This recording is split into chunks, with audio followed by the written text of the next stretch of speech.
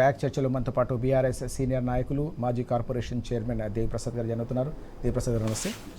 దేవిప్రసాద్ గారు, చాలా కీలకమైన అంశం మనం చూస్తున్నాం. నిన్న తెలంగాణ భవన్ వేదికగా మాజీ మంత్రి హరీష్ రావు గారు పవర్ పాయింట్ ప్రెజెంటేషన్ ఇచ్చారు.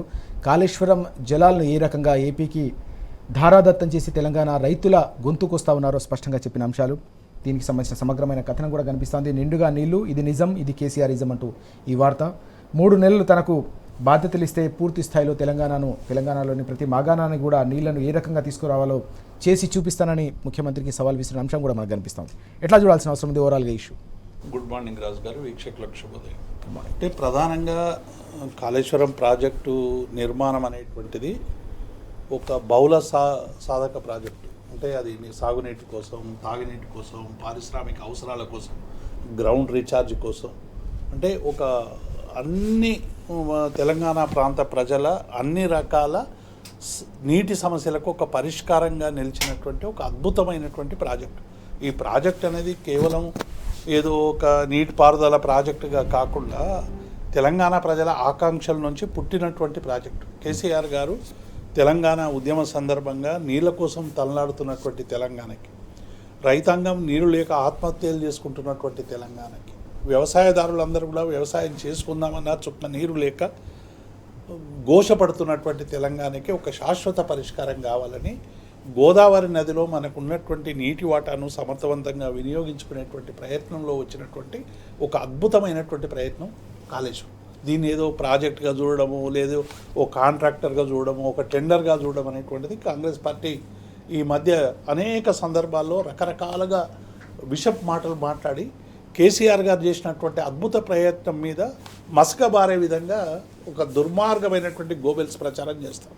అందుకే నిన్న హరీష్ రావు గారు చాలా స్పష్టంగా రేవంత్ రెడ్డి గారు చెప్పినటువంటి అనేక విషయాలు, అంటే కాంగ్రెస్ పార్టీ ఎన్నికలకు అధికారంలోకి రావడానికి చేసినటువంటి దుష్ప్రచారమే కంటిన్యూగా చేస్తూ ఉంది కాళేశ్వరం మీద. కాళేశ్వరం వల్ల ఏం ప్రయోజనం లేదు, కాళేశ్వరం మొత్తం కూలిపోయింది అనేటువంటి మాటలు మాట్లాడతాం.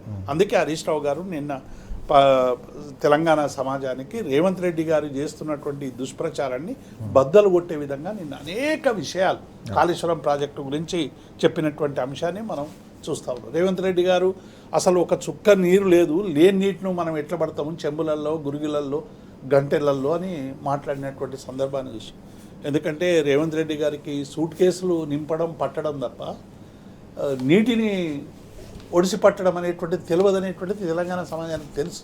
ఇవాళ 89,230 క్యూసెక్లు మేడిగడ్డ దగ్గర ప్రవాహం పోతూ ఉంటే ఆ నీటిని దాదాపు 3 టీఎంసీలు ఎత్తిపోసేటువంటి అవకాశం ఉన్నప్పటికీ కూడా ఇవాళ తెలంగాణ రైతాంగానికి నీళ్ళు ఇవ్వకుండా వేధిస్తున్నటువంటి పరిస్థితి మన కళ్ళ ముందు చాలా స్పష్టంగా కనబడతారు. కాబట్టి ఇటువంటి సందర్భంలో నేను హరీష్ రావు గారు ఒక ఛాలెంజ్ కూడా విసిరినటువంటి నేపథ్యాన్ని మనం చూసాం. అట్లాగే కేటీఆర్ గారు, మా వర్కింగ్ ప్రెసిడెంట్, మొత్తం మా నాయకులతో సహా అందరితో కూడా కన్నెపల్లి పంప్ హౌస్ దగ్గరికి పోయి అక్కడ పారుతున్నటువంటి నీటిని చూపించి మీరు ఇక్కడ పంపులు ఆన్ చేయండి అనేటువంటి డిమాండ్ను తెలంగాణ ప్రజల పక్షాన పెట్టేటువంటి విషయాన్ని కూడా చూసాం. ఒకవైపు ఎంత దుర్మార్గంగా ప్రచారం చేస్తూ ఉన్నారంటే, ఒకవేళ మేడిగడ్డలో నీళ్లు నింపి, సుందిల ప్రాజెక్టులో నీళ్లు నింపి రైతులకు సరఫరా చేస్తే కింద ఉన్నటువంటి గ్రామాలు కొట్టుకపోతాయనేటువంటి ఒక భయానకమైనటువంటి దృశ్యాన్ని యామినేషన్లో చిత్రీకరించేటువంటి ప్రయత్నం చేస్తూ ఉన్నారు. దానికి మా నాయకులందరూ కూడా స్పష్టంగా జవాబు చెప్పారు.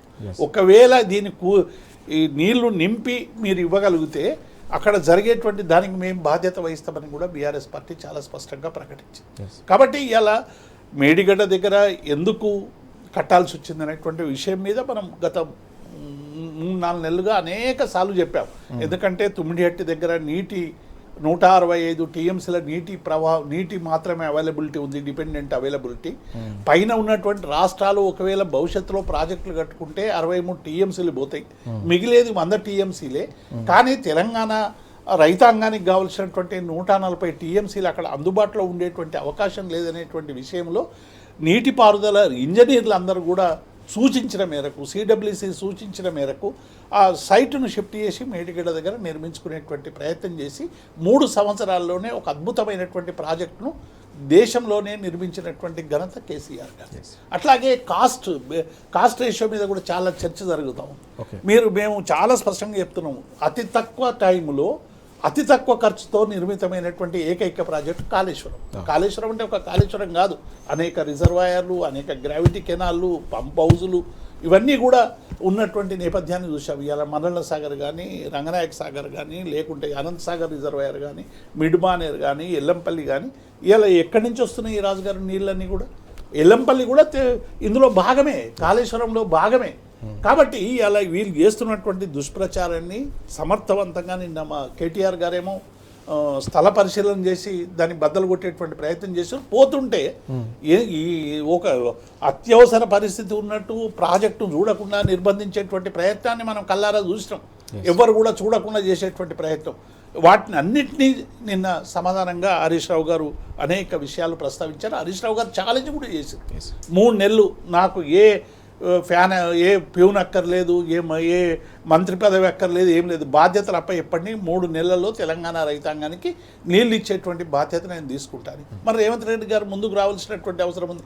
మీరు అసెంబ్లీలో చర్చ పెడితే మైకులు కట్ చేస్తారు, బయట చర్చ పెడితేనేమో ఎదురుదాడి చేసేటువంటి ప్రయత్నం చేస్తారు. ఉత్తమ్ కుమార్ రెడ్డి రోజు అబద్ధాలు చెప్పి తెలంగాణ ప్రజలను వంచేటువంటి ప్రయత్నం చేస్తూ ఉన్నాడు. కాబట్టి ఇటువంటి సందర్భంలోనే ఒక సమగ్ర చర్చకు మేము ఎక్కడికైనా రెడీ. జూపల్లి గారు ఆ రోజు ఆర్థికపరమైనటువంటి అప్పుల మీద ఇక్కడికి వస్తా అంటే తోక ముడిచి పారిపోయాను. మా కేటీఆర్ గారు, హరీష్ రావు గారు తెలంగాణ భవన్లో ఉన్నారు. వాళ్ళు వస్తామంటే మీరు అరెస్టులు చేసి కనీసం అక్కడికి కూడా పోకుండా మమ్మల్ని అందరినీ అరెస్ట్ చేసినటువంటి పరిస్థితి ఆ రోజు కనబడ్డది. కాబట్టి ఇలా కాంగ్రెస్ పార్టీ ఏం చేస్తుందంటే ఇక అధికారంలోకి రాదని తేలిపోయింది. ఆ ఫ్రస్ట్రేషన్లో ఇవాళ ఇచ్చిన హామీలు అమలు చేయనటువంటి ఒక వైఫల్యం చాలా స్పష్టంగా కనబడతావు. అందులో బయటపడడానికి అనేక సర్కస్ ఫీట్లు వేస్తూ ఈ సమస్యలన్నీ కూడా పక్కదారి పట్టించే విధంగా రకరకాల ప్రయత్నాలు చేస్తున్నటువంటి భాగం. ఇలా కాళేశ్వరం ప్రాజెక్టు మీద ఏ చర్చకైనా మేము రెడీ అనేటువంటి విషయాన్ని మేము స్పష్టం చేస్తాం. ఎస్, చాలా కీలకమైన అంశాలు చెప్పారు ఇంతకుముందు దేవిప్రసాద్ గారు. మీరు చెప్తున్న దాంట్లో అత్యంత కీలకమైన అంశం వాస్తవానికి అక్కడ పెద్ద ఎత్తున 1,00,000 క్యూసెక్ల వరకు నీటి ప్రవాహం కొనసాగుతుంది. ఇది రోజుకు దాదాపు 10 నుంచి 12 టీఎంసీల నీటి ప్రవాహం కొనసాగుతున్నప్పటికీ కూడా ప్రభుత్వం కావచ్చు, ముఖ్యమంత్రి కావచ్చు, పూర్తి స్థాయిలో అక్కడ ప్రవాహం లేదని మాట్లాడడానికి కూడా తీవ్ర స్థాయిలో నిన్న హరీష్ రావు గారు తప్పుపట్టిన అంశం. కళ్ళెదుట అందరికీ కూడా కనిపిస్తున్నప్పటికీ ప్రభుత్వం మాత్రం అక్కడ నీళ్లు లేవన్నట్టుగా మాట్లాడుతున్న వ్యవహారాన్ని ఎట్లా చూడాల్సిన అవసరం? ఇప్పుడు నిన్న హరీష్ రావు గారు చెప్పిన మాటలు కాదు, ఆన్లైన్లో మేడిగడ్డ దగ్గర వస్తున్నటువంటి ప్రవాహాన్ని లెక్కగట్టేటువంటి సెంట్రల్ వాటర్ కమిషన్కి సంబంధించిన వెబ్సైట్ నుంచి రోజు ఎంత పోతుంది అనేటువంటి 10 నుంచి 12 టీఎంసీలు నిన్న 89,230 క్యూసెక్కులు దాదాపుగా ప్రవహిస్తాం. ఈ ప్రవహించిన నీటిని ఎత్తి పట్టుకోవడానికి అవసరమైనటువంటి అన్ని వ్యవస్థల్ని కేసీఆర్ గారు నెలకొల్పారు. ఎందుకంటే 2-3 ఏళ్ళు మనకు వర్షాలు బాగా ఉన్నాయి కాబట్టి ఈ సమస్య మనకు పెద్దగా ఎదురుగాలేదు. ఇప్పుడు ఎలినో ప్రభావం ఉంది అనేటువంటి కేంద్ర ప్రభుత్వం చెప్తా ఉంది, స్పష్టంగా క్షేత్రస్థాయిలో కనబడతా ఉంది. ఇవాళ ఎక్కడ కూడా వ్యవసాయం చేయడానికి రైతులందరూ కూడా అనేక ఇబ్బందులు ఎదుర్కొంటా ఉన్నారు. నీళ్ళు వస్తాయా రావా, ఈ ప్రభుత్వ విధానం ఏంది, చెరువులు నింపుతారా లేదా? ఎందుకంటే ఈ 10 ఏళ్లుగా కేసీఆర్ గారి పరిపాలనలో చెరువులు నింపేటువంటి ఒక అద్భుతమైనటువంటి కార్యక్రమాన్ని తీసుకొని నీళ్ళు ఇచ్చేటువంటి ప్రయత్నం చేసినాం. అన్ని ప్రాంతాల్లో కూడా గ్రౌండ్ వాటర్ కూడా విపరీతమైనటువంటి రీఛార్జ్ పెరిగింది. ఎందుకంటే రిజర్వాయర్లో నీళ్లు ఉండడం వల్ల కేసీఆర్ గారి ముందు చూపుతోనే ఇటువంటి ఎలినో రావచ్చు, లేకుంటే ప్రకృతి వైపరీత్యాలు ఏమైనా రావచ్చు, వచ్చినా తెలంగాణ ప్రాంతానికి నీళ్లు ఉండాలనేటువంటి మీద ఇలా మేడిగడ్డకు సంబంధించినటువంటి అంశంలో ఒక అద్భుతమైనటువంటి వ్యవస్థను నెలకొల్పి ఇలా నీళ్లు తీసుకొచ్చేటువంటి వ్యవస్థ నెలకొల్పి ఈ వ్యవస్థ వాడుకోవడానికి కూడా చేతగానటువంటి ప్రభుత్వం. ఎందుకంటే ఒకవేళ కాళేశ్వరం ఆ మేడిగడ్డ రిపేర్ జరిగి 1-2 పిల్లలకు జరిగినటువంటి నష్టాన్ని పూడ్చి ఎన్డీఎస్ఏ చెప్పినట్టు దాన్ని రిపేర్ చేసి తెలంగాణ ప్రజలకు ఇస్తే మళ్ళీ నీళ్ళల్లో కేసీఆర్ కనబడతాడనేటువంటి ఒక దుర్మార్గమైనటువంటి ఆలోచన తప్ప కేసీఆర్ గారు మీరు నీళ్ళు ఇచ్చినా కనబడతాడు, నీళ్ళు ఇవ్వకుండా కనబడతాడు. కాళేశ్వరం ప్రాజెక్ట్ ఎవరు నిర్మించారంటే రేవంత్ రెడ్డి అని ఎవడని ఎగ్జామ్ రాస్తే వాడిని ఫెయిల్ చేసి ఇంటి దగ్గర కూర్చొని పెడతారు. కాళేశ్వరం ప్రాజెక్ట్ ఎవరు నిర్మించారంటే కేసీఆర్ అని రాస్తే వాడు పాస్ అవుతాడు, వానికి ఉద్యోగం వస్తుంది. అంతే కదా, ఇది చరిత్ర. మనం కొత్తగా నిర్మించాల్సినటువంటి చరిత్ర కాదు. ఇలా కాళేశ్వరం ప్రాజెక్ట్ అనేది ఒక బహుముఖమైనటువంటి ప్రాజెక్టు. చిన్న సమస్య వస్తే ఆ సమస్యను పరిష్కరించాలని ఎన్డీఎస్ఏ ద్వారా చెప్పింది. అవసరమైతే ఆ కంపెనీ నుంచి నువ్వు ఎట్లా రాబట్టుకోవచ్చు, చేసేటువంటి ప్రయత్నం చేయొచ్చు. ఇలా తెలంగాణ రైతాంగం అంతా కూడా పెద్ద ఎత్తున ఆందోళన చేస్తూ ఉంటే, నీళ్లు లేక బాధపడతా ఉంటే, కష్టం వస్తే వాళ్ళకి కనీసం నీళ్ళు ఇచ్చేటువంటి ప్రయత్నం కూడా చేయకుండా ఇవాళ దుర్మార్గంగా ఎదురుదాడి చేసేటువంటి ప్రయత్నాన్ని డెఫినెట్గా బీఆర్ఎస్ పార్టీ క్షేత్రస్థాయిలో అనేక స్థాయిలో తీసుకుపోతాం. ఒకవైపు క్షేత్రస్థాయిలో మేము ఆ ప్రయత్నం చేస్తున్నాం, ఒకవైపు నిన్న అన్ని లెటర్లు కూడా ఒకవేళ మీరు తుమ్మిడిహట్టి దగ్గర గడితే జరగబోయేటువంటి నష్టానికి మీరే బాధ్యత వహించాలని మహారాష్ట్ర ముఖ్యమంత్రి కిరణ్ కుమార్ రెడ్డికి రాసిన లేఖను కూడా నిన్న హరీష్ రావు గారు బయటపెట్టినటువంటి నేపథ్యాలు. అట్లాగే అనేక సాంకేతిక పరమైనటువంటి సమస్యలు కాంగ్రెస్ పార్టీ కేంద్రంలో అధికారంలో ఉన్నా ఇక్కడ అధికారంలో ఉన్నా చేయలేనటువంటి పనులన్నీ కూడా చేసి స్వయంగా ముఖ్యమంత్రి గారు అనేక సందర్భాల్లో మహారాష్ట్ర వాళ్ళతో మాట్లాడి ఒప్పించి చర్చించి ఇలా ఒక అద్భుతమైనటువంటి ప్రాజెక్టు తెలంగాణ ప్రజలకు కానుకగా ఇచ్చిండు. ఆ కానుకను మీరు అద్భుతమైనటువంటి రీతిలో వాడుకొని తెలంగాణ ప్రజలకు నీళ్ళు ఇవ్వాల్సినటువంటి ప్రభుత్వం ఇలా చేస్తున్నటువంటి దుర్మార్గాన్ని ఇలా ప్రజలందరూ కూడా చూస్తున్నారు. మీరు ఇక అయిపోయింది, ఎందుకంటే 3 సంవత్సరాలు అయింది. ఈ 3 సంవత్సరాల దాకా 300 అబద్ధాలు చెప్పిండ్రు. ఈ అబద్ధాలన్నీ కూడా ఒక్కొక్కటి తేలిపోతా ఉంది. ఇక మీరు అధికారంలోకి రారు, మీరు చెయ్యరు. ఒకవేళ మాకు అవకాశం ఇచ్చి మీరు 3 నెలలు హరీష్ రావు గారికి మా బీఆర్ఎస్ పార్టీకి అప్పచెప్తే ఈ బాధ్యతగా ఆ ప్రయత్నం చేసి నీళ్ళు ఇచ్చేటువంటి ప్రయత్నం చేస్తాం. లేకుంటే మీరు ఎండబెట్టిన వైనాన్ని తెలంగాణ ప్రజల్లో ఎండగట్టి ఒక అద్భుతమైనటువంటి రైతాంగ ఉద్యమం నిర్వహించి కన్నెపల్లి మా కేటీఆర్ గారు చెప్పారు, అవసరమైతే మేము పోయి కన్నెపల్లి పంప్ హౌస్. మరి ఏం చేస్తారు? నీళ్లు లేకపోతే గొంతు ఎండుతుంటే మడెండుతుంటే ప్రజలు ఏం చేయాలి రాజు గారు? వాళ్ళకు ఉన్నటువంటి చివరి అవకాశం ఏంది? ఉన్న నీళ్లను వాడుకోవడమే కదా. ఉన్న నీళ్లను తెచ్చిపెట్టినటువంటి వ్యవస్థను ఇలా విచ్ఛిన్నం చేసేటువంటి ప్రయత్నం చేస్తూ ఉన్నారు కదా. ఈ విచ్ఛిన్నమైన వ్యవస్థను వికాసం వైపు నడిపించాలని ఇలా బీఆర్ఎస్ పార్టీ ప్రయత్నం చేస్తూ ఉంది. ఎందుకంటే ఇది మా బాధ్యత. తెలంగాణ ఎందుకైతే కొట్లాడి తెచ్చుకున్నామో, ఏ ఆకాంక్షలతోనైతే కేసీఆర్ గారు చావు నోట్లో తలబెట్టి తెలంగాణ తీసుకురావడానికి ప్రయత్నం చేసిండ్రో, సబ్బండ వర్గాలు అనేక వీరోచితమైనటువంటి పోరాటాలు చేసి రక్తతర్పణ చేసి తెలంగాణ తెచ్చుకున్న ఎందుకు? ఉన్న నీళ్లను వాడుకోవడానికి, అవసరమైనటువంటి నీటిని తెలంగాణను ఇవ్వడానికి, కింద చంద్రబాబుకు పంపడానికి కాదు. చంద్రబాబు పంపడానికి అయితే ప్రత్యేకమైన రాష్ట్రం ఎందుకు? ఇలా నిజంగానే అట్లా పోతున్నాయనే నీళ్లు మనకు రావాల్సినటువంటి నీటి వాటాను సరైనటువంటి రీతిలో వినియోగించుకోకపోవడం వల్ల తెలంగాణ పూర్తిగా వ్యవసాయంలో వెనుకబడిపోయింది. వాళ్ళకు మొత్తం నీళ్ళని కూడా తరలించకపోతున్నటువంటి దాని మీద కదా తెలంగాణ తెచ్చుకున్నది. ఇలా మళ్ళీ తెలంగాణ తెచ్చుకున్న తర్వాత కూడా చంద్రబాబుకు దారదత్తం చేసే విధంగా మేడిగడ్డ దగ్గర నీళ్లు నిలబెట్టకపోవడం వల్ల, కిందికి పోవడం వల్ల అటు ప్రయోజనాలు పొందుతాయనేటువంటి దాని మీద కదా. ఇలా కనీసం తుంగభద్రకు సంబంధించిన సమస్య పరిష్కరించరు, కింది సమస్యలు పరిష్కరించరు. కేంద్ర ప్రభుత్వం ఏమో ప్రేక్షకుల్లాగా చూసేటువంటి ప్రయత్నం చేస్తాం.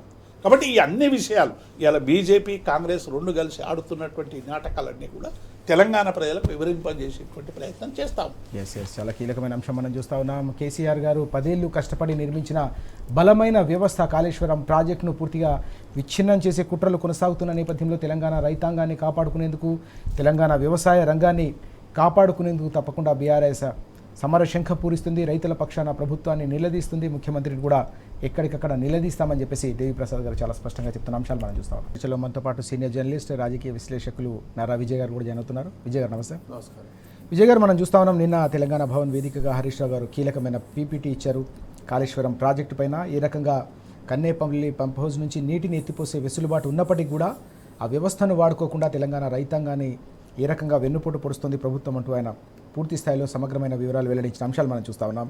ఒక సవాల్ కూడా విసిరారు, మాకు అప్పగిప్పండి, 3 నెలల పాటు పూర్తిగా తెలంగాణలోని ప్రతి ఎకరాన్ని కూడా సాగునీళ్ళు అందించే బాధ్యత మేము తీసుకుంటామని చెప్పేసి సవాల్ విసిరిన సందర్భం కూడా మనం చూస్తూ ఉన్నాం. ఎట్లా చూడాలి ఓవరాల్గా కాళేశ్వరం ప్రాజెక్టు, అత్యంత కీలకమైన కాళేశ్వరం ప్రాజెక్టును పడవ పెట్టి తెలంగాణ రైతాంగాన్ని, తెలంగాణ వ్యవసాయాన్ని పూర్తిగా సంక్షోభంలో నెట్టుతున్న ప్రస్తుత పరిస్థితిని ఎట్లా అర్థం చేసుకోవాలి? దీనికి ముందు మొన్న ముఖ్యమంత్రి గారు చేసిన ప్రజెంటేషన్ను చూసినట్లయితే ఒక హాస్యాస్పదమైనటువంటి ప్రజెంటేషన్ లాగా మిగిలిపోతుంది. ముఖ్యమంత్రి పదవిలో ఉన్నప్పటి నుంచి ఆయన చూసుకున్న అదొక హాస్యాస్పదంగా నీళ్లు లేవంటున్నటువంటి నేపథ్యంలో ఆడ 1,00,000 క్యూసెక్ల నీళ్లు పోతుంటే నీళ్ళు లేవని చెప్పడం అనేది అంతకంటే ముఖ్యమంత్రికి అసలు అవగాహన, తెలంగాణ మీద ఒక ప్రేమ, తెలంగాణకు సంబంధించినటువంటి ఏ కోణంలో కూడా పరిపాలన కొనసాగించటం లేదు. ఎంతసేపు దుమ్మెత్తిపోయాలి, విమర్శలు చేసి నేను ఈ 5 సంవత్సరాలు టైం పాస్ చేయాలి, పర్సనల్గా లాభపడాలి అనే ఒక వ్యక్తిగత టార్గెట్ తప్ప తెలంగాణకు సంబంధించినటువంటి ఏ అంశం కూడా తనకు అవగాహన లేదనేది చాలా క్లియర్గా అర్థమవుతున్నటువంటి. మరోవైపు ప్రతిపక్షంలో ఉన్నటువంటి పార్టీ నేను హరీష్ రావు గారు చెప్పినటువంటి దాన్ని చూస్తే కాళేశ్వరం ద్వారా తెలంగాణకు సంబంధించినటువంటి రైతాంగానికి పొలాలకు నీళ్ళు ఏ రకంగా పారియొచ్చు ఉన్నటువంటి దాన్ని. ఇప్పుడు కరువు అంటే మొత్తం ఎడారిలాగా అయిపోతే ఒక్క చుక్క కూడా వర్షం పడేదని ముఖ్యమంత్రి గారి అవగాహన. కరువు అంటే ఆయన ఉన్నటువంటి ముఖ్యమంత్రి గారికి ఉన్నటువంటి అవగాహన అనుకోవాల్సినటువంటిది. అయినప్పటికీ ఎలాంటి కరువు పరిస్థితులు ఉన్నా ప్రాణహితకు సంబంధించిన మేడిగడ్డ దగ్గర ఎంత కరువు ఎలినో ఎలాంటి సూపర్ ఎలినో వచ్చినప్పటికీ మినిమం 4-5 వేల క్యూసెక్ల నీళ్లు వెళ్తూ ఉంటాయి. అదే ఇప్పుడు పెరిగి దాదాపు కొంచెం వర్షాలు పడినటువంటి నేపథ్యంలో 1,00,000 క్యూసెక్లు వచ్చి మీరు గేట్లు మూయకున్నా కన్నెపల్లి పంప్ హౌస్ నుంచి నీళ్ళు ఎత్తిపోసే విధంగా వాటర్ వస్తున్నట్టు న్యాచురల్గా వస్తున్నట్టు మిగతా కాళేశ్వరం అంటే అదే వెన్నెముకాన్ని ఒక రకంగా ముఖ్యమంత్రి ఒప్పుకున్నారు దానికి సంబంధించిన రిపేర్ చేయకున్నా ఇప్పుడు నీళ్ళు ఎత్తిపోసుకొని మిగతా ఈ మల్లన్న సాగర్ కొండపోచమ్మ ఇవన్నీ నింపుకునేటువంటి అవకాశం ఉండే. ఆ అవకాశాన్ని చేజార్చి ఎందుకు చేజార్చారని కూడా క్లియర్గా అర్థమవుతుంది. ఇన్ని రోజులు చాలామంది చెప్తున్నటువంటి అది కూడా కేవలం చంద్రబాబు నాయుడు ధవళేశ్వరము అక్కడి పంటకు నీళ్లు అందించడం కోసమే తెలంగాణ రైతాంగాన్ని ఎండబెట్టేటువంటి ప్రయత్నము కుట్ర దాగి ఉన్నది. ప్లస్ నువ్వు ఇలా 3 నెలలు అప్పగించమని చెప్తున్నటువంటి సిచ్యువేషన్ కూడా చూడాల్సింది. తెలంగాణ వచ్చిన తర్వాత 2014 నుంచి 2000 ఇప్పటి వరకు నిన్న ప్రపంచ బ్యాంక్ ఇచ్చిన నివేదిక కూడా తెలంగాణ ఒక అప్పర్ మిడిల్ క్లాస్కి చేరుకున్నది. అంతకుముందు పేదరికంలో ఉన్నటువంటిది దారిద్ర్యంగా ఉన్నటువంటి తెలంగాణను ప్రపంచ బ్యాంక్ నివేదిక కూడా చెప్పింది కదా. ఒక అప్పర్ తెలంగాణ అనేది ఉన్న స్టేట్ 5 రాష్ట్రాలలో దేశంలో ఉన్న 5 రాష్ట్రాలలో దేశాన్ని సాగుతున్నటువంటి రాష్ట్రాల్లో ఒక మంచి ఆరోగ్యకరమైనటువంటిది ఒక మధ్య అప్పర్ మిడిల్ క్లాస్ రేంజ్కి చేరుకున్నటువంటి తెలంగాణను చేసినటువంటిది. తెలంగాణ వచ్చిన తర్వాత పరిపాలించినటువంటి ముఖ్యమంత్రి ద్వారానేగా ఈ రకమైన స్టేజ్కి చేరుకున్నది. ఇట్లాంటి వాతావరణం ఉన్నటువంటి తెలంగాణను పూర్తిగా మళ్ళీ ప్రధానంగా చంద్రబాబు నాయుడుకి పడినటువంటి కుట్రే అది. తెలంగాణ ఈ రకంగా బాగుపడడం ఆంధ్రప్రదేశ్ లేదు, అప్పర్ మిడిల్ క్లాస్ రేంజ్లో ఆంధ్రప్రదేశ్ లేదు, వాళ్ళు దానికంటే తక్కువ ఉన్నారు. కారణం ఏంటి? ఇట్లాంటి వాటరు రైతాంగానికి సంబంధించినటువంటి మౌలిక వసతులన్నీ ఆ ప్రభుత్వం కల్పించడం, ఒక మంచి వాతావరణం పారిశ్రామిక విధానంలో కావచ్చు, సేవా రంగంలో కావచ్చు, ఓ రకమైన వాతావరణాన్ని కొత్తగా వచ్చిన తెలంగాణ ప్రభుత్వం బిల్డప్ చేయడంతో ఈ రకమైనటువంటి ఒక అప్పర్ మిడిల్ క్లాస్ చేరుకున్నది తెలంగాణ. ఇప్పుడు కాళేశ్వరానికి సంబంధించి కూడా టైం బీయింగ్లో నీళ్ళు ఎత్తిపోసుకోకపోతే, ఉన్నటువంటి సమయంలో నీళ్ళని ఒడిచిపెట్టుకోకపోతే తెలంగాణ అనుకున్న లక్ష్యాలు, మీరు అనుకున్న లక్ష్యం వ్యవసాయ లక్ష్యం కూడా నేరదు. వ్యవసాయ లక్ష్యం పేరుకు పెట్టుకున్నారు కానీ ఇవన్నీ ఖర్చులు ఎవరు భరిస్తారో, యూరియా ఇదంతా సరఫరా చేయలేక మీరు చతికిలబడి, మీరు రాజకీయంగా కూడా నిన్న ప్రజెంటేషన్లో చూసినట్టయితే బేలతనంగా అనిపించింది. రాజకీయంగా వైఫల్యం, మీ అసమర్థత, ముఖ్యమంత్రి గారి అసమర్థతే కనిపించి చేతులు ఎత్తేసినటువంటి సిచ్యువేషన్ కనిపించి ఇక పార్టీ నాయకులకు కూడా పరోక్షంగా విజ్ఞప్తి చేసినట్టే, మళ్ళీ మనం వచ్చేటువంటి అవకాశం లేదు, మీ దారి మీరు చూసుకోండి అనే విధంగానే ఇండైరెక్ట్గా ఆయన స్పీచ్లో, ఆయన ప్రజెంటేషన్లో, రాజకీయ మాటలలో అదే అర్థమైపోతున్నది. అంటే పూర్తిగా వైఫల్యం చెందాము అనేది తనకు తానే ఒప్పుకుంటున్నటువంటి విషయాన్ని చాలా క్లియర్గా అర్థమవుతుంది. తెలంగాణను వ్యవసాయ రంగాన్ని దివాళి తీపించినట్లయితే, వ్యవసాయ రంగం అధోగతి పాలైనట్లయితే అన్ని రంగాలు పూర్తి స్థాయిలో అడుగంటిపోతాయి. ఈ అంశాన్ని ముఖ్యమంత్రి గుర్తుంచుకోవాల్సినటువంటి అవసరం ఉంది. ఇమ్మీడియట్గా కాళేశ్వరంకి సంబంధించినటువంటి జలాలు ఎత్తిపోసి మిగతా ఉన్నటువంటి మల్లన్న సాగర్ వరకు, హైదరాబాద్ వరకు నీళ్ళు నింపి అటు సూర్యాపేట వరకు కాళేశ్వరం జలాలను పంపిణీ చేయాల్సినటువంటి బాధ్యత ప్రస్తుతం ఉన్నటువంటి ప్రజాప్రభుత్వం బాధ్యత అది. మీరు ఆ ప్రజాప్రభుత్వం నిజంగా హరీష్ రావు గారు అన్నట్టు క్రిమినల్ నెగ్లిజెన్సే, ఉద్దేశపూర్వకంగా ఒక నేరపూరితమైనటువంటి కుట్ర. అది చంద్రబాబు కోసం. ఆ మంత్రి ఈ మధ్య ఇంకోటి కూడా వస్తుంది, ఒక తెలంగాణ మంత్రి మీ ప్రాజెక్టుల కోసము, కృష్ణా అండ్ గోదావరిలో బనకచర్ల ప్రాజెక్టు కోసము రిటైర్డ్ ఇంజనీర్లు అబ్జెక్షన్ చెప్తున్నారని వాళ్ళతోటి పైరవీలు చేసుకుంటారు, వాళ్ళ లాబింగ్ చేసి మీకు కావాల్సిన సలహాదారు పోస్టులు ఇస్తా మొత్తం కొనే ప్రయత్నం చేస్తున్నటువంటిది, రిటైర్డ్ ఇంజనీర్లే తిప్పికొట్టినటువంటిది ఉన్నది. ఈ రకమైనటువంటి కుట్రలకు ఎందుకు దారితీస్తుందంటే మీరు అవకాశం ఇస్తున్నారు. తెలంగాణ అంటే సోయి లేకుండా ఉన్నటువంటి మీరు ఒక ముఖ్యమంత్రి చంద్రబాబు నాయుడుకు పూర్తిగా అవకాశం ఇస్తున్నటువంటిది. సమైక్యవాదులకు, తెలంగాణ అంటే వ్యతిరేకులకు పూర్తి స్థాయిలో ఒక కుట్రపూరితమైనటువంటి దానికి మీరు భాగస్వాములు అవుతున్నారు. నేరపూరితమైనటువంటి కుట్ర చేస్తారు. చరిత్ర క్షమించదు. తెలంగాణ చరిత్ర ముఖ్యమంత్రిగా మీకు ఎప్పటికైనా ఒక బ్లాక్ మార్క్ ఉండిపోతుంది, నల్ల మచ్చ మీకు ఉండిపోయి చరిత్రలో టెక్నికల్గా ముఖ్యమంత్రిగానే ఉంటారు తప్ప సమాజంలో మీరు గుర్తింపు లేనటువంటి ముఖ్యమంత్రిగా తెలంగాణ సమాజంలో వెలుగొందుతారు. అది గుర్తుంచుకోవాల్సినటువంటి అవసరం. మీరు టెక్నికల్గా సీఎం 5 ఏళ్ళు చేసిన మాజీ సీఎం అని ఒక టెక్నికల్ వర్డ్ ఉంటుండొచ్చు, కానీ ఎప్పుడు చూసినా ఒక నేరపూరితమైనటువంటి తెలంగాణ ద్రోహిగానే మిగిలిపోయే అవకాశం ఉన్నది. ఇది గుర్తుంచుకోవాల్సినటువంటి అవసరం ముఖ్యమంత్రి రేవంత్ రెడ్డి గారికి ఉన్నది. Yes sir. దేవిప్రసాద్ గారు, విజయ్ గారు చెప్పినట్టు వాస్తవానికి తెలంగాణకు సంబంధించి కేవలం మేడిగడ్డ వద్ద మాత్రమే నీటికి సంబంధించిన ప్రవాహం లభ్యత ఉంది కాబట్టి అక్కడ పూర్తి స్థాయిలో అక్కడ బ్యారేజీ నిర్మాణం చేపట్టామనే అంశాన్ని కూడా నిన్న హరీష్ రావు గారు ప్రస్తావించారు. తమ్మిడిహట్టి వద్ద నిర్మాణానికి సంబంధించి కావచ్చు ఎలాంటి అనుమతులు సాధించకపోయినా మహారాష్ట్రతో ఉన్న ఇబ్బందులు కావచ్చు ఇతర ఇబ్బందులను కూడా కనీసం పరిష్కరించకుండానే అనుమతులు సాధించామని చెప్పిన అంశాలను కూడా ఆయన తప్పుపట్టిన సందర్భం కూడా కనిపిస్తోంది. అనుమతులు చూపిస్తే రాజీనామా చేస్తాను కూడా సవాల్ విసిరిన అంశం కూడా మనం చూస్తా ఉన్నాం. ఎట్లా చూడాలి ఓవరాల్గా ఈ ఇష్యూని?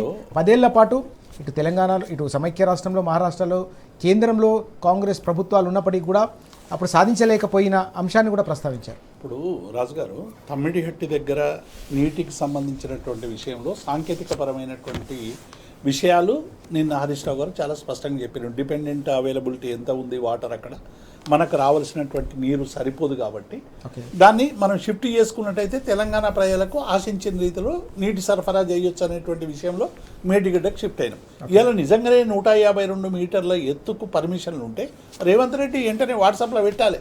ఇలా అనేకం సీఎంఓల ఆఫీస్ నుంచి లీకులు చేస్తారు కదా, రోజు పాత డేట్లో లెటర్లు వేసి కూడా ఉత్తమ్ కుమార్ రెడ్డి లేఖలు రాసినవి బయట పెడుతున్నారు కదా. మీరు ఇవాళ మీకు ఒకవేళ పర్మిషన్ ఉంటే 152 మీటర్లకు మహారాష్ట్ర పర్మిషన్ ఇచ్చి చెప్పండి.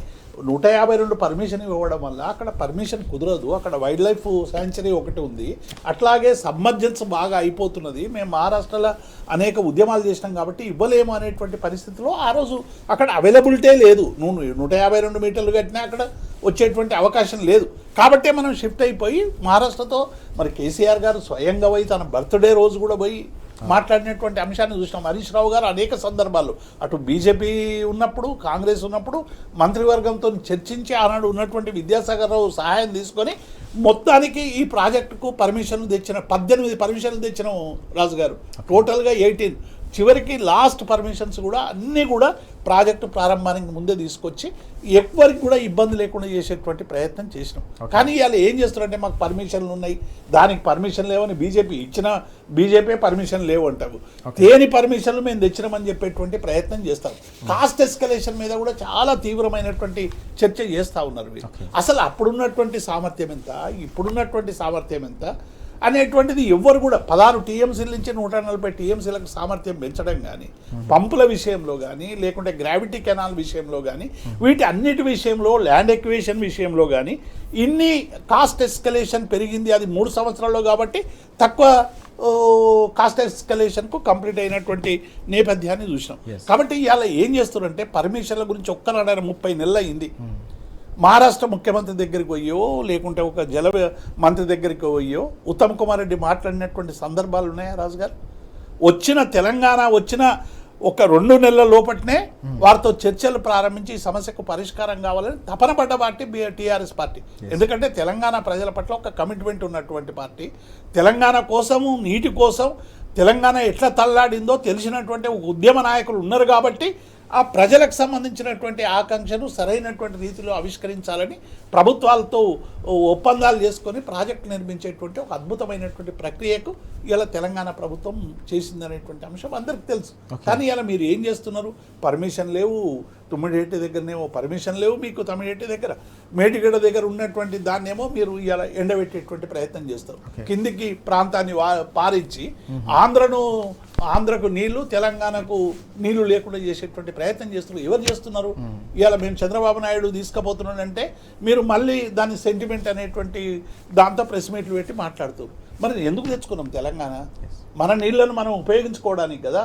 మన నీళ్లను మనం ఉపయోగించకుండా ఆంధ్రకి ఇవ్వడానికి మేమేమైనా తెలంగాణ ప్రజలు ఉద్యమాలు ఎందుకు? అదే సమైక్యాంధ్ర రాష్ట్రం ఉంటే గిట్లే ఎండుతుంటివి.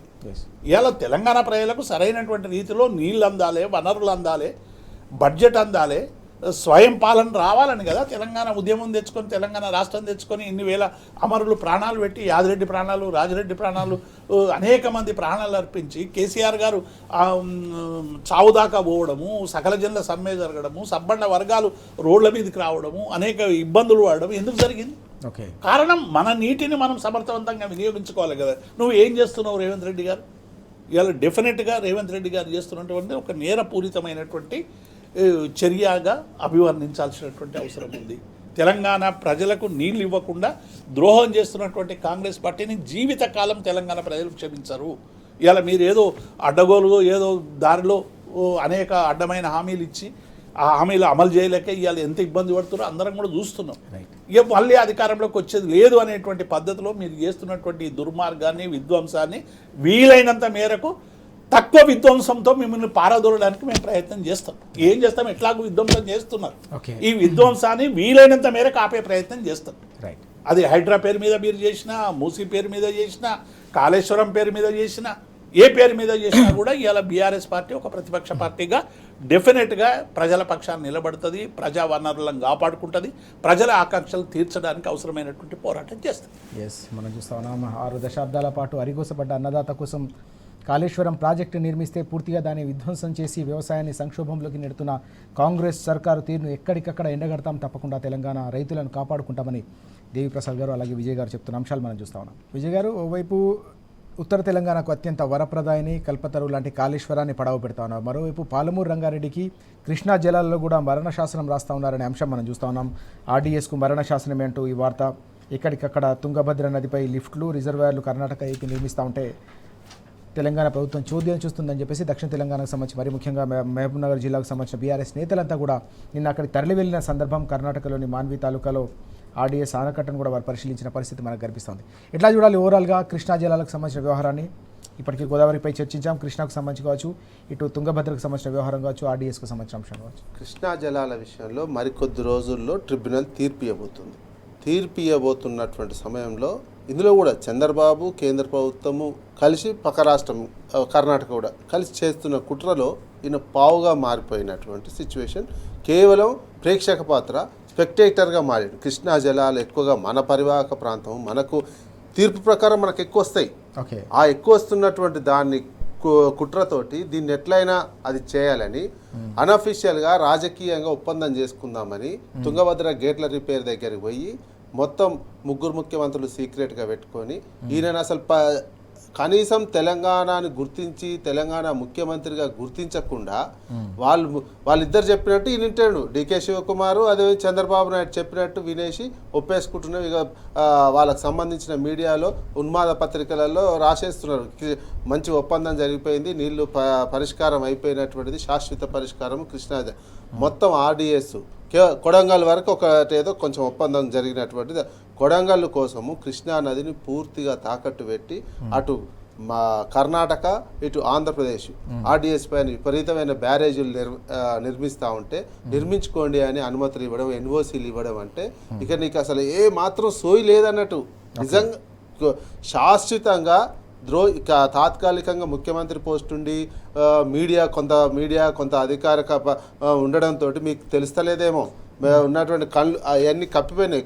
కన్ను పొరల్లో మొత్తం నేనే ఏదో చేస్తున్నాను. కానీ చరిత్ర ద్రోహులుగా, తెలంగాణ ద్రోహులుగా మిగిలిపోబోతున్నారు రేవంత్ రెడ్డి గారు చాలా క్లియర్గా. ఎందుకంటే బయట నుంచి చూసిన వాళ్ళకి అర్థమవుతుంది, అధికారంలో ఉండి ముఖ్యమంత్రి పోస్టులో ఉన్నారు కాబట్టి మీకు అర్థమైతే లేకపోవచ్చు.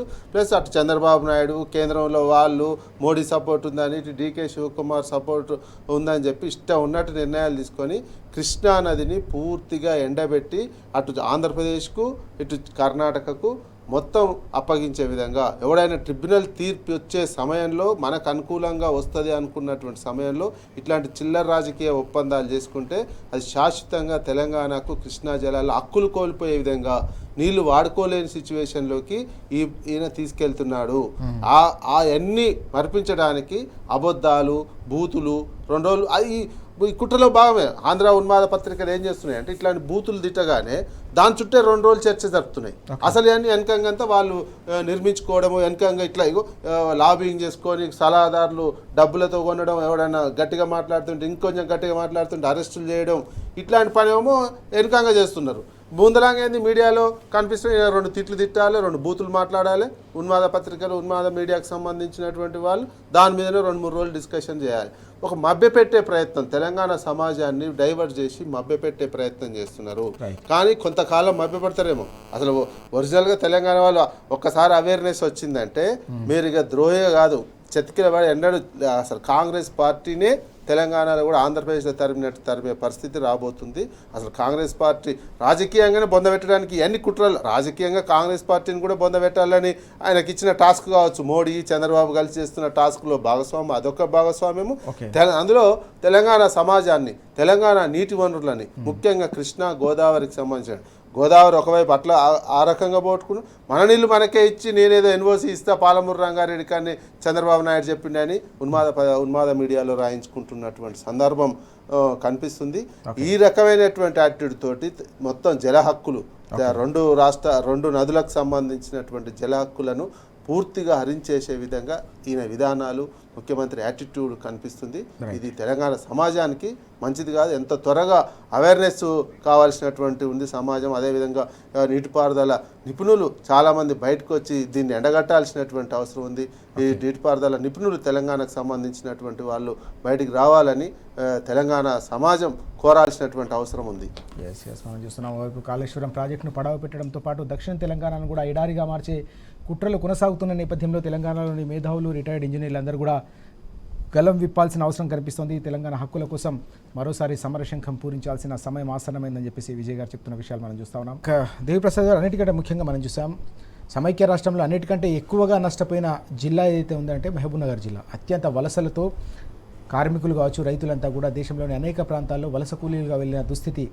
ఆ పరిస్థితి నుంచి గట్టెక్కించడానికి పాలమూరు రంగారెడ్డి ప్రాజెక్టుకు కేసీఆర్ గారు శంకుస్థాపన చేయడంతో పాటు దాన్ని పూర్తి చేసిన సందర్భం 90% కూడా పూర్తయిన సందర్భం.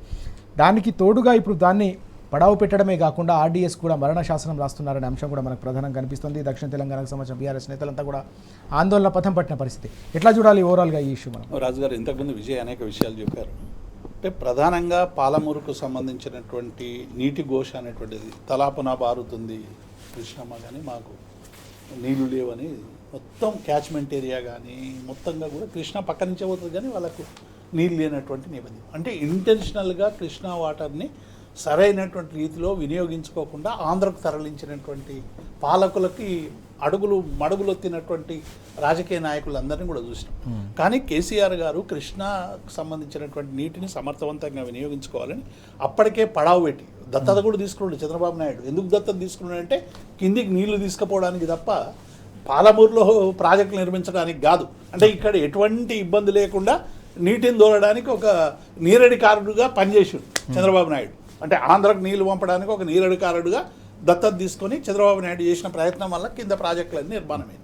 ఇవాళ ఆర్డీఎస్కు ఒప్పందంలో భాగంగా 15.9 టీఎంసీలు రావాలి. కనీసం 5 టీఎంసీలకు సంబంధించిన నీళ్లు కూడా వాడుకున్నటువంటి పరిస్థితి. ఇవాళ ఆ నీటిని అటు వదిలిపెట్టి ఇవాళ తుంగభద్ర మీద విపరీతమైనటువంటి ఆనకట్టలు కడుతూ ఉన్నారు. 100 మీటర్ల దూరంలో కుండి అనేటువంటి ఒక లిఫ్ట్ ఇరిగేషన్ కానీ, 15 కిలోమీటర్ల పైన చిక్కాలనేటువంటి లిఫ్ట్ ఇరిగేషన్ కానీ ఎలాంటి అనుమతులు లేవు.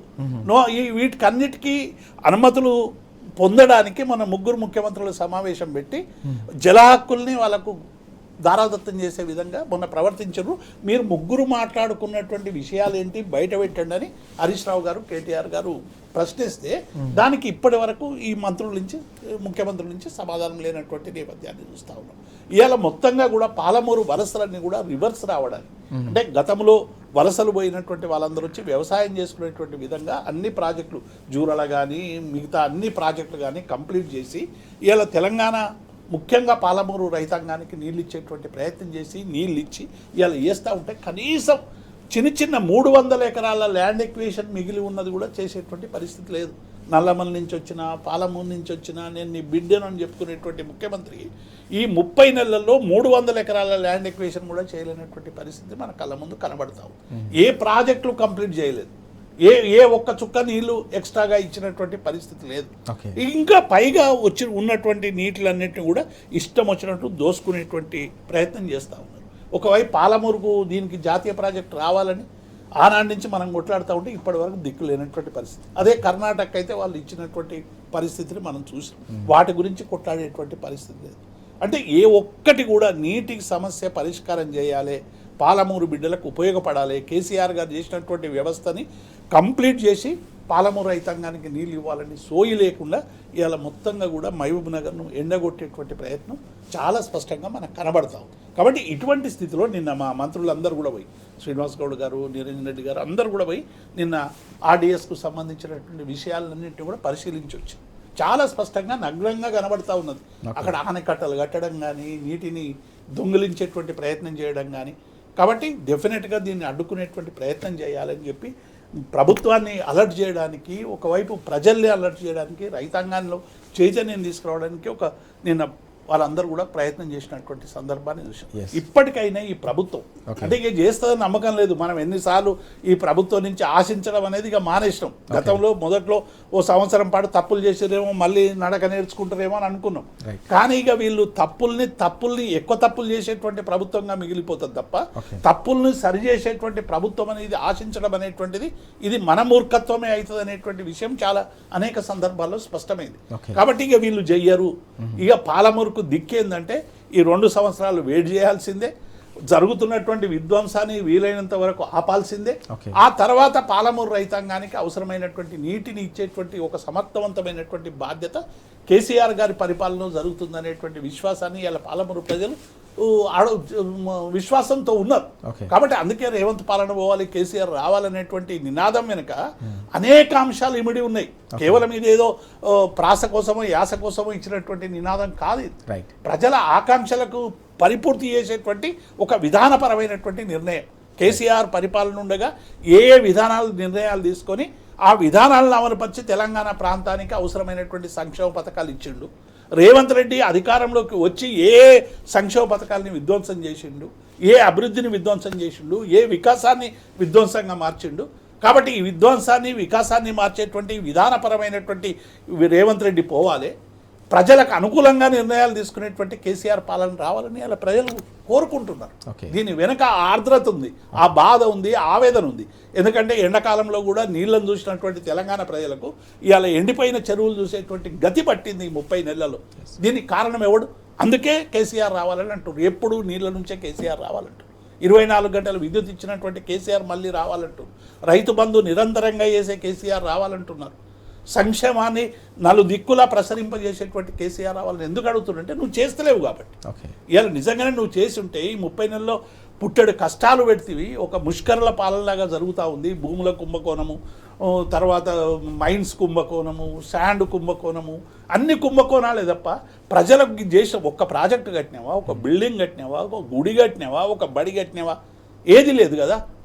కాబట్టి ఇవన్నీ కూడా ప్రజలు చూస్తున్నారు రాజుగారు.